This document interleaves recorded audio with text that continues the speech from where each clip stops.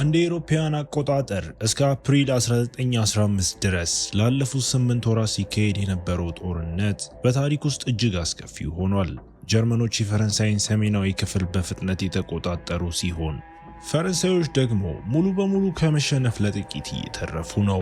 ስለዚህ ሁኔታው እጅግ አሳሳቢ ሆኖ ከሌላ ስኬታማ ውጊያ በኋላ ጀርመኖች በጦር ሜዳው ላይ በመዘዋወር ተደብቀው ሊሆኑ የሚችሉ የተረፉ ሰዎችን በጥይት እየመቱ ይታያሉ። ገብርኤል ነቅቶ ለማምለጥ ሲል በጓደኞቹ አስክሬን ላይ የተሳበ መጓዝ ጀምሮ ጀርመኖች ሲያልፉም እንደሞተ ሆነ ይተኛል። በድንገት አንድ ጀርመን ወታደር አስክሬን ተንቀሳቅሶ ገብርኤልን ለማጥቃት ሲሞክር ገብርኤል በፍጥነት በመከላከል በራሱ ቢላዋ ገደለው። በዚያ ቅጽበት ጀርመኖች ሲንቀሳቀስ ስለሚያዩት ገብርኤልን በፍጥነት መሮጥ ጀምሮ ፍንዳታዎቹ በተደጋጋሚ ቢጥሉትም ገብርኤል ግን መጓዙን አያቆምም። እንዳለመታደል ሆኖ ወደ ካምፑ ሊደርስ ሲል ወጥመድ ረግጦ ከስሩ ቦምብ ፈነዳ። ይህ በእንዲህ እንዳለ በፓሪስ ከተማ ዳርቻ በሚገኝ አንድ ክለብ ውስጥ ከፍተኛ ሀብትና ስልጣን ያለው ባሮን ስለ አንድ ስራ ለመነጋገር ከግሩበር ጋር ይገናኛል። ግሩበር ሚስጥራዊ ላቦራቶሪ እንዲያገኝለት ለባሮን ክፍያ ቢፈጽምም እስካሁን ምንም ውጤት አላገኘም። ባሮን ወኪሉ በጉዳዩ ላይ እየሰራ መሆኑን ቢያረጋግጥለትም ይህ ላቦራቶሪ ለምን ያን ያህል አስፈላጊ እንደሆነ ማወቅ ይፈልጋል። የተቆጣው ግሩበር ተጨማሪ ዝርዝር ለመግለጽ ፍቃደኛ ሳይሆን ስራውን ለመጨረስ ለባሮንም 24 ሰዓታት ብቻ ሰጠው። በወታደራዊ ሆስፒታል ውስጥ ገብርኤል አሁንም በህይወት ቢኖርም ለሞት ተቃርቦ አንድ ሐኪም ሚስቱ ልትጠይቀው እንደመጣች ቢነግረውም ሆኖም ገብርኤል በዚህ ሁኔታ እንድታየው አይፈልግም። ሐኪሙ ሚስቱ ያመጣችለትን የቤተሰብ ፎቶግራፍ ይሰጠውና ገብርኤልም ከፍተኛ የጥፋተኝነት ስሜት ስለተሰማው እሷን ለማግኘት በመስኮት በኩል ለማየት ሲሞክርም ይወድቃል። ምሽት ላይ ሚስጥራዊ ሳይንቲስቶች ወደ ሆስፒታሉ መጥተው ገብርኤልም ሐኪሙ ከነሱ ጋር ሲከራከር ሰምቶ ማርት ለአንድ ታካሚ መርፌ ስትሰጠው የታካሚው አካል ለጥቂት ደቂቃዎች ሲንቀጠቀጥ ቆይቶ ይዝለፈለፋል። ከዚያም ለገብርኤል ተመሳሳይ መርፌ ተሰጥቶት ከዚያም ራሱን ከመሳቱ በፊት አይኖቹ ይጠቁራሉ። ሳይንቲስቶቹ ከስርዓቱ ጋር የሚሄድ አካል እንዳለው አረጋግጠውም በመጨረሻም ይወስዱታል። ብዙም ሳይቆይ ገብርኤልና ሌላ ታካሚ በፓሪስ በሚገኘው ግሬት ሚልስ ውስጥ ወዳለው ሚስጥራዊ ላቦራቶሪ ደርሰው ሳይንቲስቶቹ ገብርኤልን እንዲያክሙትና ለሚስቱም ያለበትን ቦታ እንደሚያሳውቁ ቃል ገቡለት። በክለቡ ውስጥ ተመልካቾች ምክትሉ ሽጉጥ ያለበትን ሳጥን ሲከፍት ይመለከታሉ። እሱ ሽጉጡን ለመንካት ፍቃደኛ ባይሆንም ስለዚህ ጂዜል እንዲገደድ በቀጥታ ወደ አእምሮ መናገርም ጀመራ።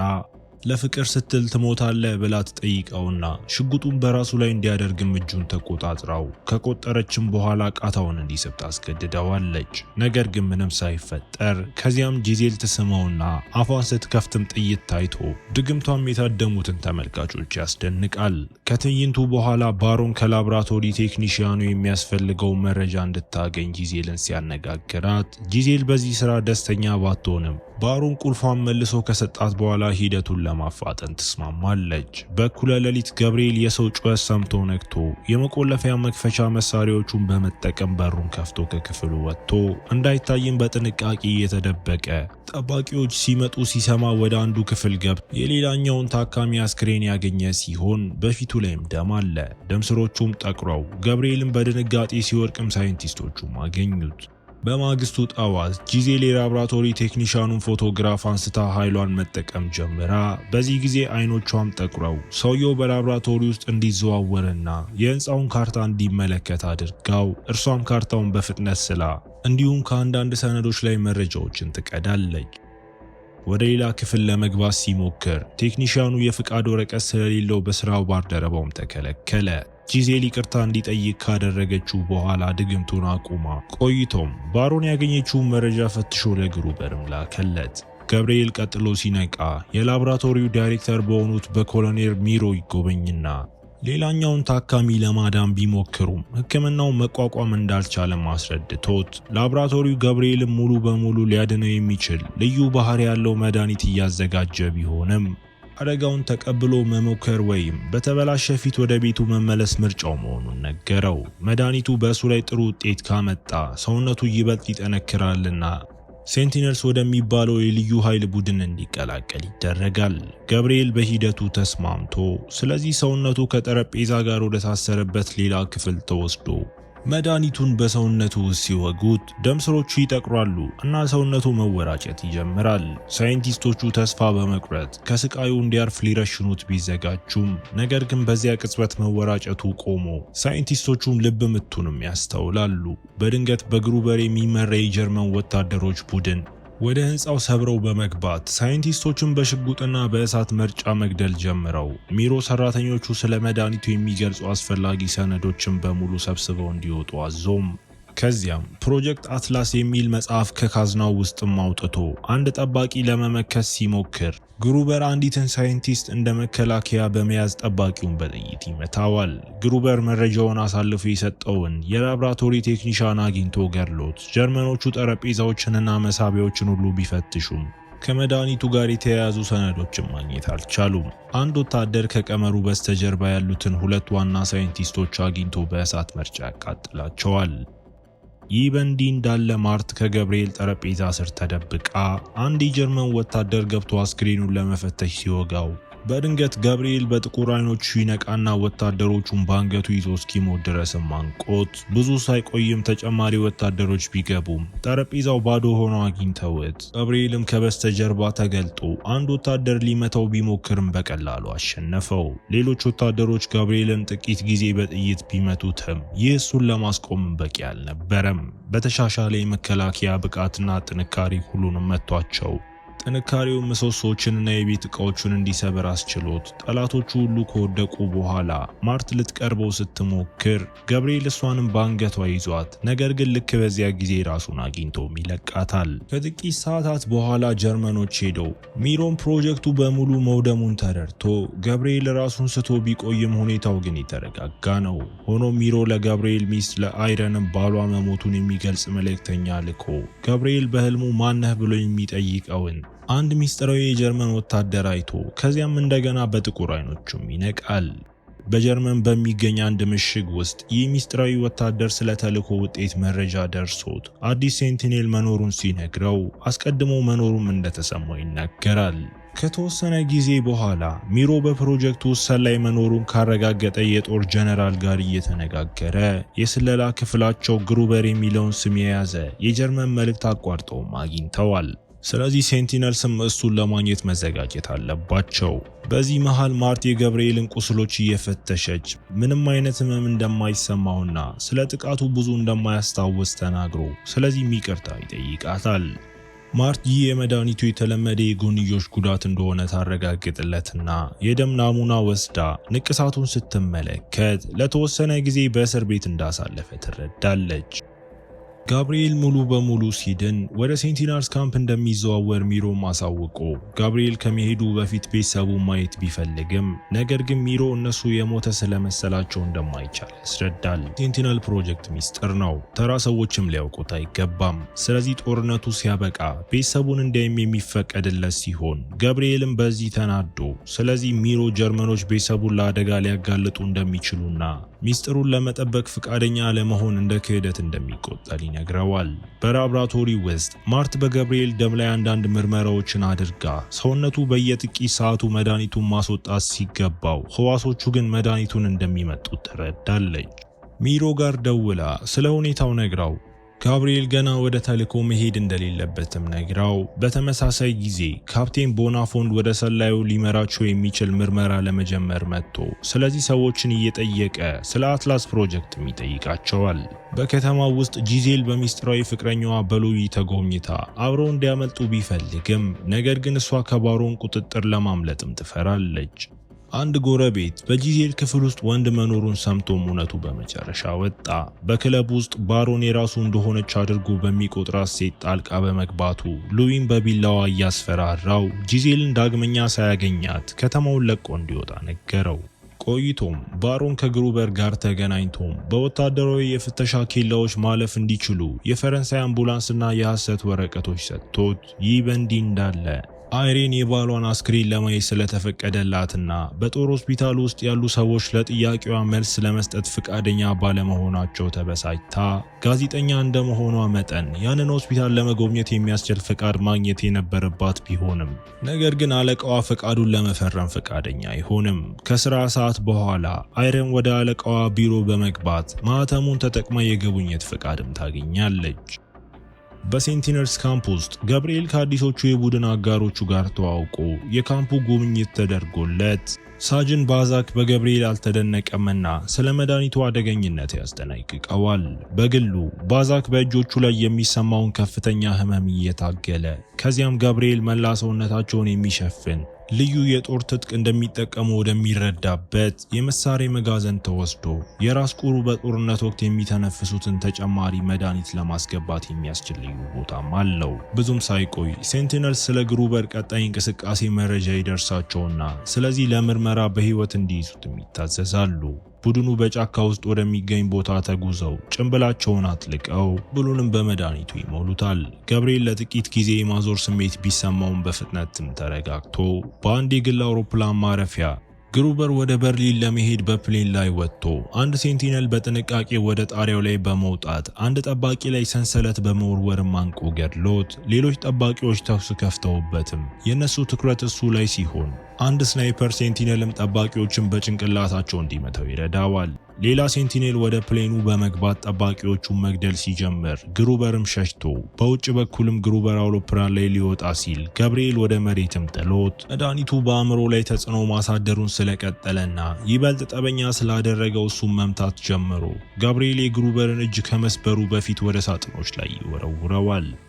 ገብርኤል ከፍተኛ የራስ ምታት ሲጀምረው እሱም ግሩበርን ለመግደል ሞክሮም ስለዚህ ሌላ ሴንቲኔል ሊያስቆመው ተገዶ በቡድኑ አጋሮች መካከል ውጊያ ተጀምሮ ነገር ግን ገብርኤል በጣም ጠንካራ ስለሆነ ተጨማሪ ሴንቲኔልስም ውጊያውን መቀላቀል ነበረባቸው።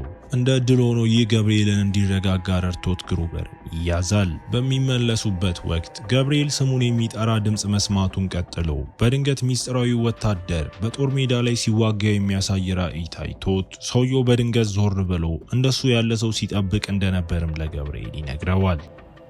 ከተወሰነ ጊዜ በኋላ ገብርኤል ሚስጥራዊ ወታደር የፈረንሳይ ካምፕን ሲያጠቃ በህልሙ አይቶ ሲነቃም አይኖቹ ጥቁርም ናቸው። በዚያ ቀን ማርት የሁሉንም ሰው ጤና ለመመርመር ወደ ሴንቲኔልስ ካምፕ መጣ። የቢዛክ የምርመራ ውጤት በጣም ጥሩ ባይሆንም እሱ ግን ደና እንደሆነ ተናግሮ የገብርኤል ተራ ሲደርስ የአካል ምርመራው ጥሩ ቢሆንም ድምጾችን እንደሚሰማና ራእዮችን እንደሚገልጾ ማርት ስለ ገብርኤል ቤተሰብ ታሪክ ስትመረምር እንደቆየች ገልጻለት አባቱ መሞቱን ስትነግረው ገብርኤልም ይህንን በመስማቱም ይደሰታል። ምክንያቱም በልጅነቱ አባቱ እናቱን ሲገላት ተመልክቶ ነበር። ማርት የገብርኤል የታፈነ ቁጣ በአሁኑ ጊዜ ቁጥጥር እንዲያጣ እያደረገው እንደሆነም ትገምታለች። ቆይቶም ማርት ለሚሮ ሪፖርት አድርጋ መድኃኒቱ ከዚህ በፊት ራዕይ ሲያሳይ ሰምቶ እንደሆነ ጠይቃው ምንም እንኳን ማርት አንዳንድ አሁን የሞቱ ሳይንቲስቶች ስለዚህ ጉዳይ ሲናገሩ ብታስታውስም ሚሮ ግን በፍጥነትም ይክዳል። በመቀጠል ሚሮ ግሩበርን ሲመረምረው እሱ ግን ለመናገር ፍቃደኛ አይሆንም። የሚሮ ረዳት በመጨረሻ መረጃ ለማግኘት ግሩበርን ማሰቃየት ቢጀምርም ነገር ግን ግሩበር ህመምን እንዲቋቋምም ሰልጥኗል። ለሚሮ የሚነግረው የጦር ግንባሩን እንዲፈትሽም ብቻ ነው። ምርመራው በቦናፎንድ ተቋርጦም እሱም ግሩበር በፖሊስ ስልጣን ስር መሆኑንና የእሱ እስረኛ መሆኑን ያሳውቃል። በክለብ ውስጥ ጂዜል ስለ ሉዊ ባሮንን ስትጋፈጠው ባሮን ሉዊ የተሻለ ስራ ስላገኘ እንደሄደ ቢምልም ነገር ግን ጂዜል አታምነውም። ቁጣዋ መብራቶቹ እንዲጠፉና እንዲበሩ እንዲሁም በክፍል ውስጥ ያሉ ነገሮች እንዲንቀጠቀጡ አድርጎ አይኖቿ ሲጠቅሩ አንድ ብርጭቆ ፈንድቶም ጂዜል ባሮን ህይወቷን ለመቆጣጠር በመሞከሩ ትወቅሰውና ትወጣለች። ምሽት ላይ ሴንቲኔልስ ውጥረቱን ለመቀነስ ትንሽ ድግስም አድርገው ሆኖም ገብርኤል አሁንም የማዞር ስሜት እየተሰማው ድምጾችንም እየሰማ ነበር። ሱፐር ወታደሩ የፈረንሳይ ተዋጊዎችን በጭካኔ ሲገድል የሚያሳዩ አንዳንድ ራእዮች አይምሮውን አጥለቅልቀውት ገብርኤልም የመታጠቢያ ገንዳውን በጣም አጥብቆ ስለያዘው ተሰንጥቆ ወደ ድግሱ ሲመለስ ጥንካሬው አነስተኛ የሆነ መድኃኒት ሴንቲኔሎቹ ሲያጨሱ እንደነበርም ተረዳ። ገብርኤል ከህንፃው ወጥቶ ቤተሰቡን ለመጠየቅ በማሰብ ብስክሌት ቢወስድም ሆኖም አዲሶቹ ጓደኞቹ ችግር ውስጥ እንዳይገባም ያስቆሙታል። ቦናፎንድ በልዩ የማሰቃያ ማሽን ለመጠየቅ ሲዘጋጅ ባሮን ስለ መያዝም ተነግሮት ግሩበር ስማቸውን እንዳይናገር ለማስቆም ወደ ጂዜል ሮጦ ግሩበር ለቦናፎንድ እንደተናገረው ሰላዩ በከተማው ዳርቻ ላይ ባር እንዳለው ነው። ነገር ግን ትክክለኛ ስሙ ማንም አያውቅም። ተጨማሪ መናገር ከመቻሉ በፊት ጂዜል ኃይሏን ተጠቅማም ትገድለዋለች። ይህ ከሞት ጋር የነበራት የቅርብ ግንኙነት እንድትረበሽ አድርጓትም ቆይቶም ራሷን ለማረጋጋት ስትሞክር አገልጋዩዋ ልትጠይቃትም መታ ጂዜል ተበሳጭታ በኃይሏ ልትገላት ሞክራም ነገር ግን በመጨረሻው ሰከንድም ትለቃታለች። ስለ ግሩበር ቃላት በማሰብ ሚሮ ኤደንን የጦር ግንባሩን እንዲመረምር ነግሮት ከ105ኛው የጦር ክፍል ምንም ዜና እንደሌለ ተረድተው ስለዚህ ሴንቲነልስንም ይልካሉ። ወደ ግንባር ሲደርሱ ሁሉም የፈረንሳይ ወታደሮች በአሰቃቂ ሁኔታ ተገድለው አግኝተዋቸው አስክሬኖች ራሳቸው ወይም እጅና እግራቸው ተቆርጦ ወይም ግድግዳ ላይ ተሰቅለው ቀርተዋል። ገብርኤል ራስ ምታት ጀምሮት ሚስጥራዊ ወታደር እዚህ ሁሉንም ሲገድል የሚያሳይ ራዕይ ማየት ጀመሮ በአንድ ህንፃ ውስጥ የጠላት አይምሮ ተቆጣጥሮት እንደነበር የሚያስረዳ አንድ የተረፈ ሰው ያገኛሉ። ወታደሮቹ ሊረሽኑት ቢሞክሩም ጥይቱ ምንም እንዳልፈጠረበትም ይናገራል። ይህ ሚስጥራዊ ሰው እንደ ሴንቲነልስ አስገራሚ ጥንካሬና የብረት ትጥቅ እንደነበረው ተናግሮም በገብርኤል አይምሮ ውስጥ ያለው ድምፅ ከታይታኖች ዘር እንደሆነና በቅርቡ እንደሚቀላቀለውም ይነግረዋል። በጦር ሆስፒታሉ ውስጥ አይሬን ስለ ባሏ ስትጠይቅ ሐኪሙ እንዳልተሰቃየ አረጋግጦላት አስክሬኑን ለማየት ስትጠይቅ ግን ችላ ተብላ ቆይቶም ቤት ውስጥ በአንዲት ነርስ ተጎብኝታ እሷም ሐኪሙ እንደዋሸ ተነግራትና የሚሮን ስም ትጠቅሳለች። የአይሬን አለቃ የሐሰት ፍቃድ ስላወጣች ሊያባራት ቢፈልግም ነገር ግን እሷ ደፋርነቷ ለጋዜጣው ይበልጥ አደገኛ ታሪኮችን ሊያመጣ እንደሚችልም አሳምናው ከተወሰነ ጊዜ በኋላ ሚሮ አዲሱን መረጃ በጦር ሰራዊቱ ውስጥ ላሉት አለቆቹ ወስዶ ሚስጥራዊ የጀርመን ወታደር በጦር ግንባር መኖሩን የሚያረጋግጡ ፎቶግራፎች አግኝተው እሱ በጣም ጠንካራ ከመሆኑ የተነሳ ብቻውን ነው የሚዋጋው። ጦርነቱን ከመሸነፋቸው በፊትም እሱን ማቆም ስላለባቸው ስለዚህ ሴንቲነልስም እሱን እንዲያሳድዱ ይላካሉ።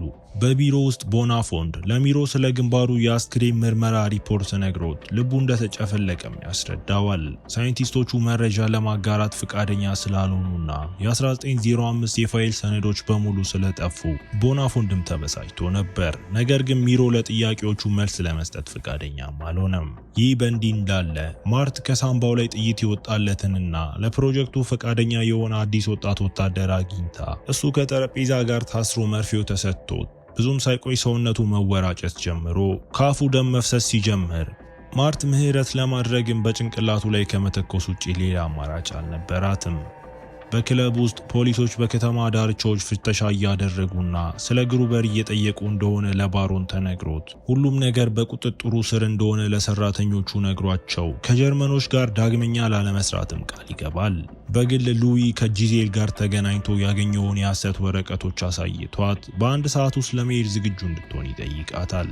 በካድረ ደን ውስጥ በሚገኙት የጦር ጉድጓዶች ውስጥ ሴንቲነልስ ጥቂት የፈረንሳይ ወታደሮችንም አግኝተው ከካምፑ ምንም ዜና ሳይኖራቸው ለተወሰነ ጊዜ ይዛ ቆይተውም ሴንቲነልስም በአካባቢው ወደሚገኝ ፋብሪካ የሚወስደውን አቅጣጫ ሲጠይቁ ወታደሮቹ ግን እዚያ የሚቀርበውን ሰው ሁሉ የሚገድል ደም የተጠማ ጋኔን ስላለ ወደዚያ እንዳይሄዱ ሲያስጠነቅቋቸው እነሱም ያንን ጋኔን ለመግደል እንደመጡ ካስረዱና ትንሽ ካረፉ በኋላ ሴንቲነልስም ጉዟቸውን ይቀጥላሉ። በመጨረሻም ቡድኑ ወደ ተተው ፋብሪካ ደርሰው በየቦታው የተሰቀሉ አስክሬኖችን ያገኛሉ። በድንገት ሱፐር ወታደሩ ከጥላ ውስጥ ሆኖ ተኩሱ ከፍቶ ስለዚህ ሴንቲነልስ ለመደበቅ ሮጠው መልሰው የሚተኩሱና የተኩስ ልውውጡ ለጥቂት ደቂቃዎች ቀጥሎም ስለዚህ ቡድኑ ለመለያየትም ይስማማሉ። አንዳንዶቹ ሴንቲነልስ በተኩስ የጠላትን ትኩረት ሲስቡ፣ ሌሎች ደግሞ ከጀርባው በድንገት ሊይዙትም ይሞክራሉ። እንዳለመታደል ሆኖ ጠላታቸው ሲመጡ አይቷቸው በእነሱ ላይ ተኩሱ ከፍቶ ብዙም ሳይቆይ በራስ ቁር ውስጥ ያለው መድኃኒት ሁሉ ባዛክ እንዲዝለፈለፍ አድርጎት ደም ማስታወክም ይጀምራል። እሱ እስኪያገግም ድረስ ቡድኑ ያለሱ እንዲቀጥል ነግሯቸው እጆቹን መነቅነቅ ጀምረው ስለዚህ እጆቹን ለመቆጣጠር ጥቂት ጊዜ መምታት ነበረበት። ይህ መዘግየት ሚስጥራዊ ወታደርም ለመደበቅም ጊዜ ሰጥቶት ከአንድ ትልቅ ማሽን በስተጀርባ በቢላ የተወጋ ገና በህይወት ያለ የፈረንሳይ ወታደር አግኝተው በድንገት ጠላት የሰውየውን አይምሮ ተቆጣጥሮ ቦምብ እንዲያፈነዳ አስገድዶት ትልቅ ፍንዳታ ተከስቶም ይህም የቡድኑን ግማሽ ያህል ሰዎችም ወደ ኋላ ይወረውራቸዋል። ገብርኤል ለማገገም ሲሞክር ሚስጥራዊ ወታደር ከቡድን አጋሩ በስተጀርባ ሲቀርብ በራእይ አይቶ ሊያስጠነቅቀው ቢጮህም ነገር ግን እሱ በጣም ርቆ ነበር። ጠላት በሴንቲኔሉ ላይ ጥቃት ይሰነዝርና አስከፊ ውጊያ ጀመረም። ነገር ግን ሴንቲኔሉ ምንም ያህል ቢሞክር ሚስጥራዊ ወታደር በጣም ጠንካራ ስለሆነ በባቡር ሀዲዱ ላይ ይወረውረዋል። ከዚያም ባለ 2 ስለት ቢላዋ አውጥቶ በጀርባው ላይ ሲወጋው ጋብርኤልም ይህንን በራእዩ ማየት ችሎ ነበር። ሚስጥራዊ ወታደር ከመሰወሩ በፊት አስክሬኑን ከግንብ ላይ ወርውሮትም ሴንቲነልስም ጓደኛቸው በባይዛክ እቅፍ ውስጥ ከመሞቱ በፊት የመጨረሻ ስንብት ሲያደርጉለት እያሳየን የመጀመሪያው ክፍል እዚህ ጋር ይጠናቀቃል።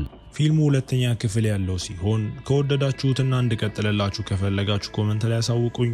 በቀጣይ ቪዲዮ እስክንገናኝ መልካም ጊዜ